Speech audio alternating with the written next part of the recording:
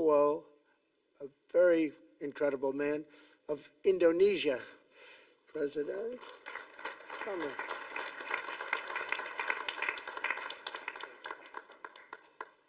Great job.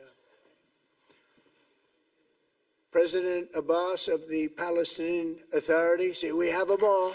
We have them all. Good. Great. It's good to have you. And so many others. I have a list here. This first three rows and what's standing behind me, I don't know why they chose to stand, but that's there. They're going to be very famous tomorrow, all of them. We have the Arab League is represented by His Excellency, and thank you very much for being here. Thank you very much. We have Armenia, and Azerbaijan. That's a little war that we stopped. That's a little war. There they are. Look at them. They're sitting. When I met with them, it was in the Oval Office. They fought for like 31 years or some crazy number. And they had one sitting on that side of the Oval Office, one sitting. By the time we finished in 1 hour, they were both hugging each other. And now they're friends and they're getting along great. Look at it. So I want to thank you both. That's incredible. Really incredible. So you have Armenia and you have Bahrain, you have Canada. It's so great to have, in fact, the president called and he wanted to know if it's worthwhile. He knew exactly what it was. He knew the importance. Where's Canada, by the way? Where are you? Where are you? He knew the importance of this. He said, I want to be there. So many people have done that. They called. I mean, they heard about it. And these are not people that can do that very easily. They have pretty big schedules to put it in mind. The most powerful people. And I appreciate you being here very much, Mr. President. Fantastic. Fantastic. And Cyprus, Egypt, the European Union, it's a lot of countries. France, thank you very much, Emmanuel. I would imagine Emmanuel standing someplace behind me. Where is he? I can't believe it. You're taking a low-key approach today. He's my friend.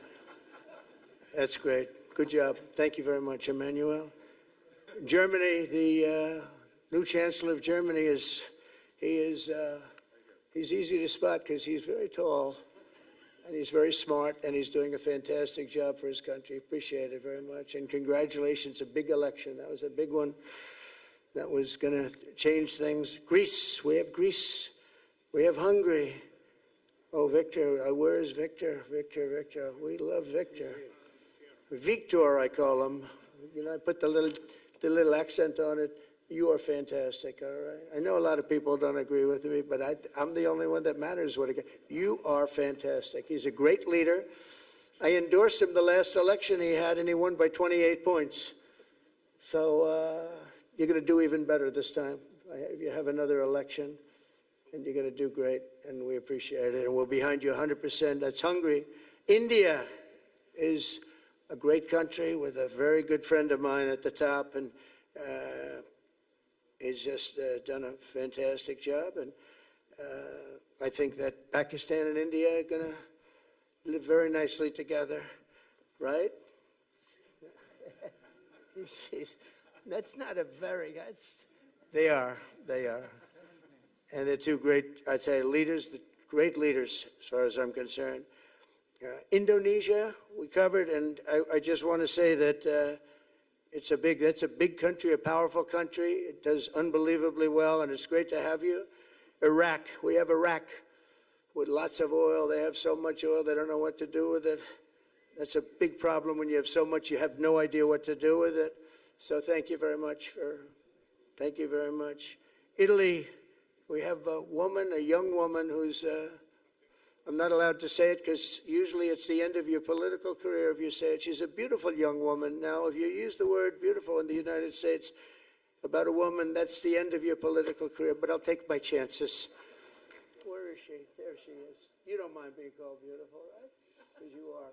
Thank you very much for coming. We appreciate it. She wanted to be here, and she's incredible, and they really respect her in Italy. She's a very successful politician. We have Norway. Oh, Norway. Norway. What happened, Norway? What happened? Where's Norway? Where is he? We have Johnny. We're going to the World Cup. I can tell you that. Where's Norway? I don't think he wants to stand. Oh, he's back there. There we have Norway. Oman, again. We have Paraguay.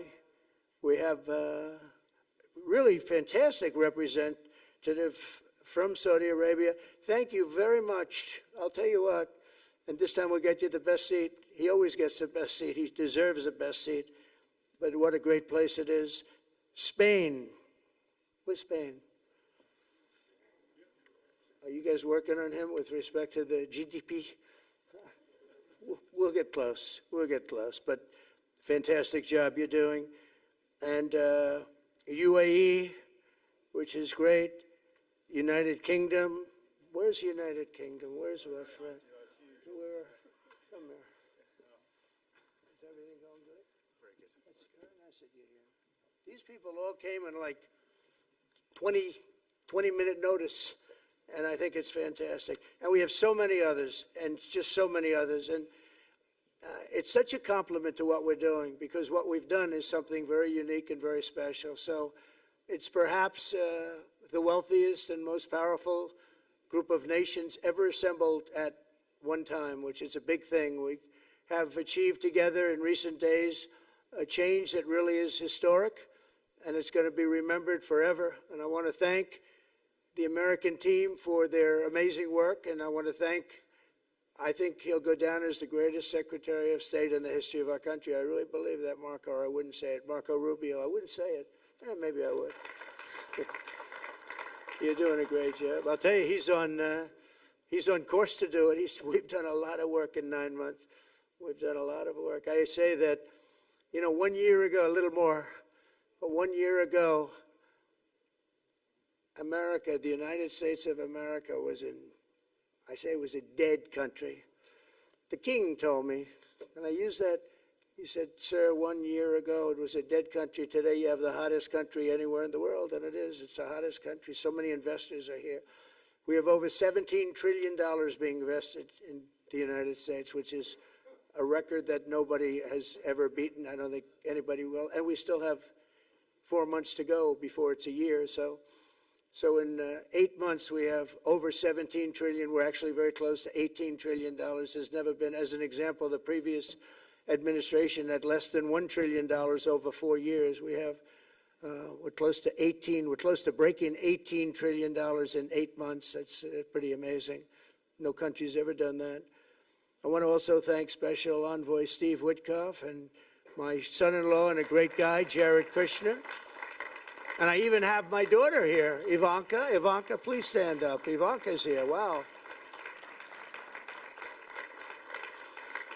Thank you. Thank you, Ivanka. We have a great team, and we have, as you know, General Raisin Kane. We have John Radcliffe. We have Tom Barrack. We have really a lot of good talent. We have Pete Hegseth, who's now Department of War as opposed to Department of Defense. We made a little change.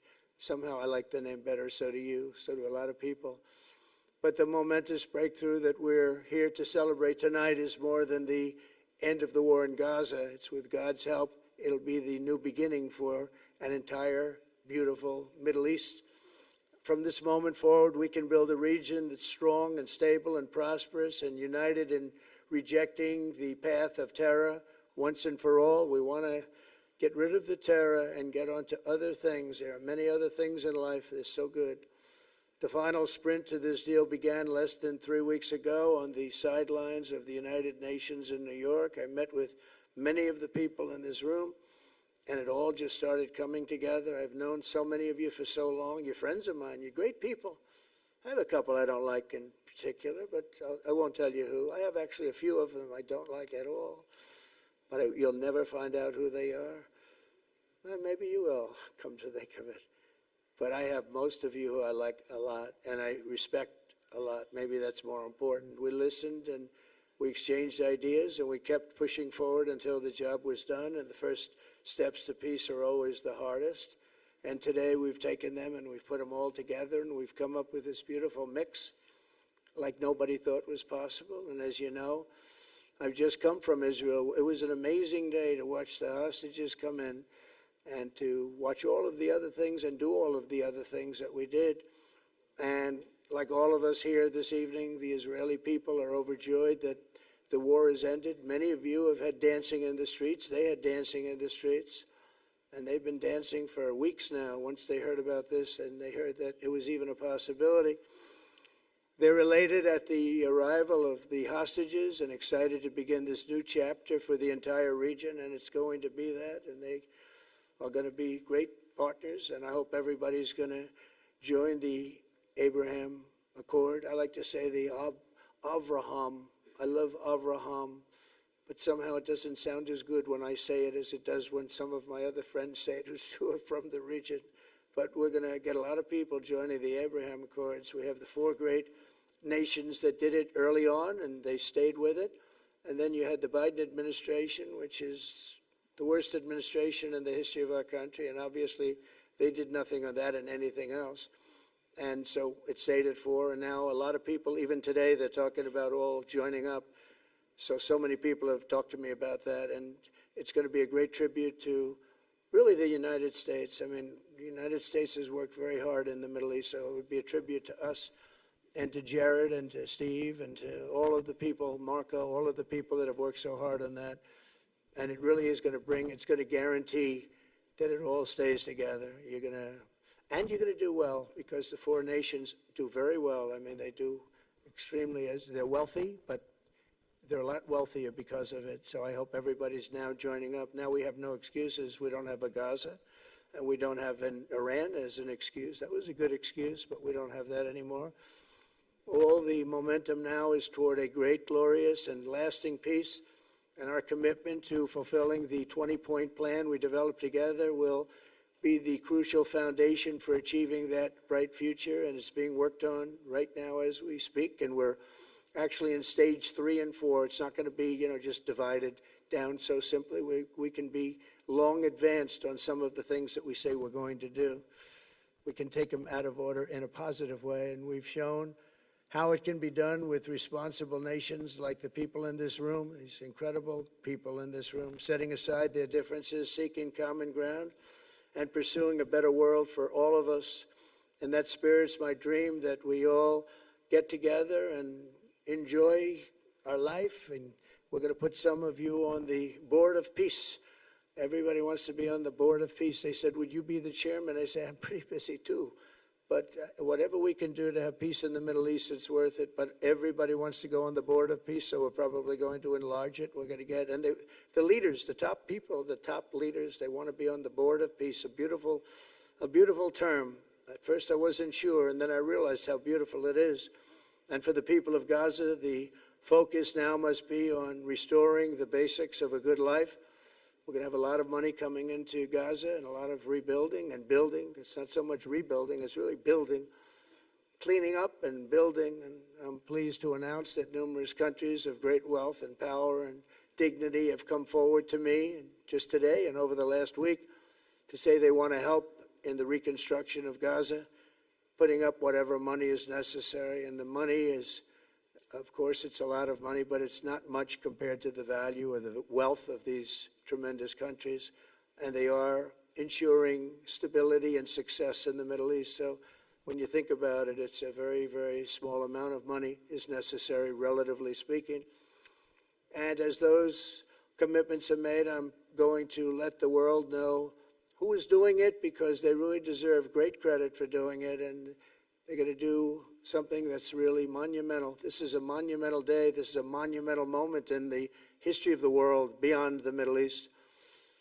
We've all agreed that supporting Gaza must be done to lift up the people themselves, but we don't want to fund anything having to do with the bloodshed, hatred, or terror, as has happened in the past. And for the same reason, we're also agreed that Gaza's reconstruction requires that it be demilitarized and that a new, honest civilian police force must be allowed to create a safe condition for the people in Gaza. As I said earlier, I intend to be a partner in securing a better future. We're going to be working, you're going to be working with the United States, and We're going to make sure that the Middle East is going to be a safe and secure place. It's a very important place in the world, means so much. There were so many people who said the Middle East, and this has been going for many, many decades. I've read it many times, that World War III will begin in the Middle East. It's not going to happen. That's not going to happen. There was a time that you would have thought it could have, but it's not going to happen. There won't be World War III, hopefully at all, but it's not going to start in the Middle East. We're not going to have a World War III if we're smart. There'll never be a World War III. Our work begins right here and right now. From ancient times, this region has been extraordinarily mixed with respect to people, culture, religions, all of the different elements of national characters, unlike maybe anywhere else on earth. And for 3,000 years, there's been conflict. For whatever reason, there's been tremendous conflict, always conflict. But today, for the first time anyone can remember, we have a once-in-a-lifetime chance to put the old feuds and bitter hatreds behind us. And that's why so many people in this room, they didn't get along. Some did, some didn't, but they're getting along now. This has brought the people together. This is the first time the Middle East crisis has brought people together as opposed to driving them apart. And to declare that our future will not be ruled by the fights of the generations past, which is foolish. So together, let us continue in the spirit of cooperation and goodwill that has finally brought us to this incredible, historic breakthrough. If we do together, we will reach the Middle East's incredible destiny, a safe and prosperous and beautiful crossroads of culture and commerce, faith in humanity and geographic center. This will be the geographic center of the world. So I just want to thank everybody for being here. I want to thank you all for what you've done and for this quick notice. It all came together just at one little period. It just came together. It's, the greatest deals happen that way. If you do anything about deals, that's all I've done all my life is deals. The greatest deals just sort of happen. And that's what happened right here. And maybe this is going to be the greatest deal of them all, not just nation building, not just having to do with this or the political whims. This will be maybe the greatest deal of them all, period. And I want to thank all of you and all of these great nations and this region for what it's gone through and all of the fights it's had, or life over death and hope over strife and harmony over hatred. That's what we want. We want it to be that way because together we're going to forge a magnificent, great, and enduring peace.